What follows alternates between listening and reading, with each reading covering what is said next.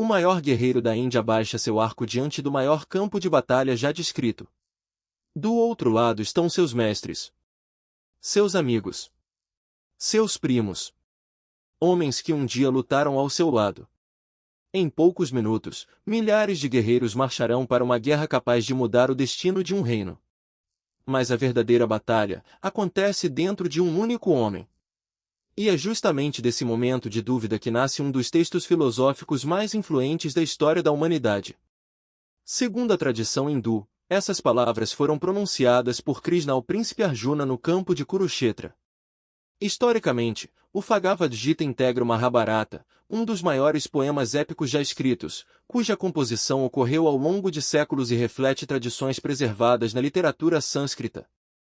Mais do que um livro religioso, o Bhagavad Gita tornou-se uma obra estudada por filósofos, líderes políticos e estudiosos de diferentes culturas. Mas para entender por que esse diálogo aconteceu, precisamos voltar ao início. Muito antes de Arjuna enfrentar sua maior crise, duas famílias disputavam o destino do reino de Hastinapura. De um lado estavam os Pandavas. 5 irmãos conhecidos por sua habilidade, coragem e compromisso com a justiça. E Yudhishthira, o mais velho, famoso por sua retidão. Bhima, dono de uma força extraordinária. Arjuna, considerado um dos maiores arqueiros de sua época. Nakula e Sahadeva, guerreiros igualmente respeitados. Do outro lado estavam os Kauravas. 100 irmãos liderados por Duryodhana, que acreditava ser o legítimo herdeiro do trono. Durante anos, rivalidades políticas, disputas familiares e sucessivas traições alimentaram um conflito impossível de evitar. Segundo Mahabharata, todas as tentativas de negociação fracassaram. Quando nenhuma solução pacífica permaneceu, ambos os lados reuniram exércitos gigantescos na planície de Kurukshetra.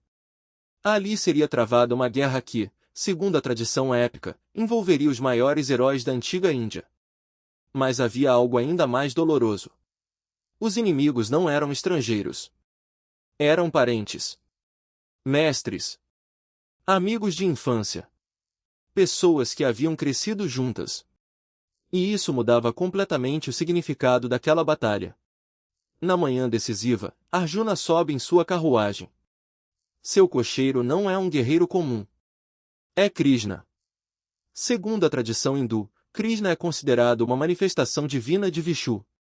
Entretanto, naquele momento, ele assume um papel aparentemente simples: conduzir a carruagem. Arjuna então faz um pedido. Leve-me até o centro do campo de batalha. Quero olhar nos olhos daqueles contra quem vou lutar. Krishna atende ao pedido. A carruagem para entre os dois exércitos. O silêncio parece dominar tudo. Arjuna observa cada rosto. Reconhece antigos professores, velhos companheiros, primos, tios, anciãos que ajudaram a formar quem ele era. Seu corpo começa a tremer. As mãos perdem a força. O lendário arco Gandiva escorrega lentamente. Segundo o Bhagavad Gita, Arjuna descreve seu próprio estado com imagens marcantes. Sua pele queima. Sua boca seca. Seu coração vacila. Sua mente mergulha na confusão. Ele já não sabe se vencer aquela guerra realmente significaria uma vitória. Então surge a pergunta que atravessaria milhares de anos. Como alguém pode fazer o que considera certo, quando isso significa destruir aqueles que ama? Arjuna conclui que talvez fosse melhor abandonar tudo. Renunciar à batalha. Aceitar a derrota. Viver como um mendigo. Qualquer coisa parecia menos cruel do que lutar contra sua própria família. Sua crise não era falta de coragem. Era um conflito moral. Ele não temia morrer. Temia viver carregando o peso daquela decisão. É exatamente nesse instante que Krishna começa a falar. E o campo de batalha deixa de ser apenas um lugar de guerra. Transforma-se em uma sala de aula sobre a própria existência humana. Krishna inicia corrigindo uma das maiores ilusões humanas. Segundo o Bhagavad Gita, aquilo que chamamos de morte não representa o fim da alma. Os corpos envelhecem, mudam, desaparecem. Mas o princípio espiritual permanece. Na tradição hindu, esse princípio é chamado de Atman. De forma simples, é a essência mais profunda do ser. Krishna compara essa realidade à troca de roupas. Assim como alguém abandona vestes antigas para vestir novas, a alma deixa um corpo e segue sua jornada. Independentemente de como essa ideia seja interpretada por diferentes tradições ou estudiosos, seu objetivo no diálogo é aliviar o medo que paralisa Arjuna. Se a essência do ser não é destruída pela morte, então o verdadeiro problema não está apenas em viver ou morrer. Está em como agir corretamente. E é aqui que surge um dos conceitos centrais do Bhagavad Gita. Krishna fala sobre o Dharma. Na filosofia hindu, Dharma pode ser entendido como o dever moral que ajuda a sustentar a ordem da vida. Não significa simplesmente obedecer regras. Também não representa fazer aquilo que é mais confortável. Significa agir de acordo com a responsabilidade que cada situação exige. Para Arjuna, seu Dharma era proteger a justiça como guerreiro. Mesmo que isso exigisse enfrentar pessoas que amava. Krishna não glorifica a violência. O foco de sua mensagem não é incentivar a guerra. O ensinamento é que fugir da própria responsabilidade por medo ou apego também produz sofrimento. Esse princípio continua atual. Todos enfrentamos momentos em que fazer o certo custa caro. Dizer a verdade. Assumir responsabilidades. Encerrar relações destrutivas. Tomar decisões difíceis. O campo de batalha pode mudar. Mas o conflito interior permanece o mesmo. Krishna então apresenta outro ensinamento que atravessou séculos. O Karma Yoga. Muitas pessoas associam karma apenas à ideia de recompensa ou punição. No Bhagavad Gita, porém, Karma Yoga possui um significado mais profundo. É o caminho da ação consciente. Agir sem ficar preso aos resultados. Fazer o melhor possível. Sem deixar que o medo do fracasso ou o desejo excessivo pelo sucesso dominem a mente.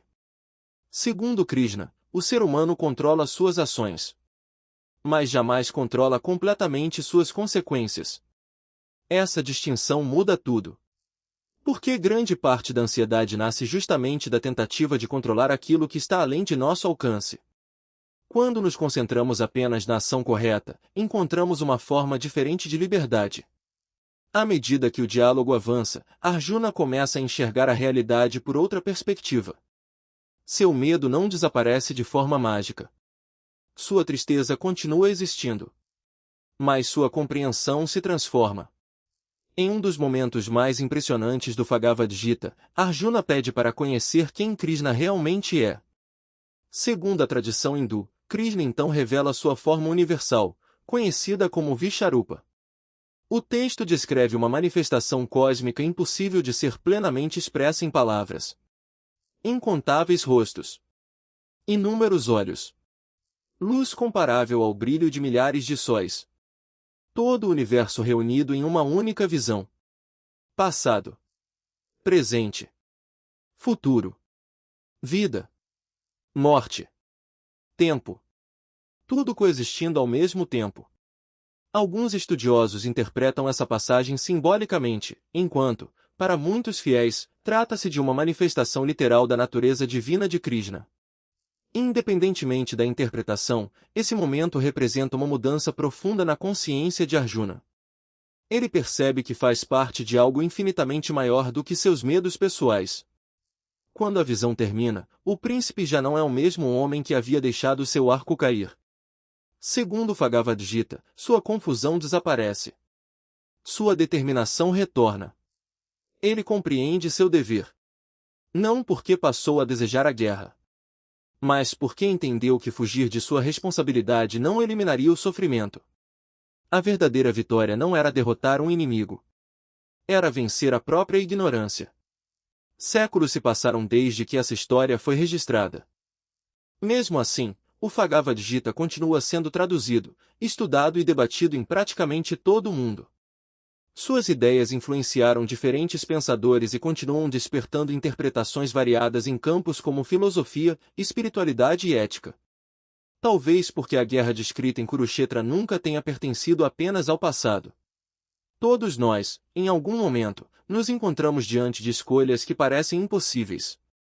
Entre o medo e a responsabilidade. Entre o conforto e o dever.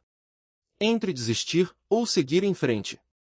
É por isso que o guerreiro que não queria lutar continua falando conosco até hoje. Porque, no fim, a batalha mais difícil nunca acontece diante dos nossos olhos. Ela acontece dentro de nós.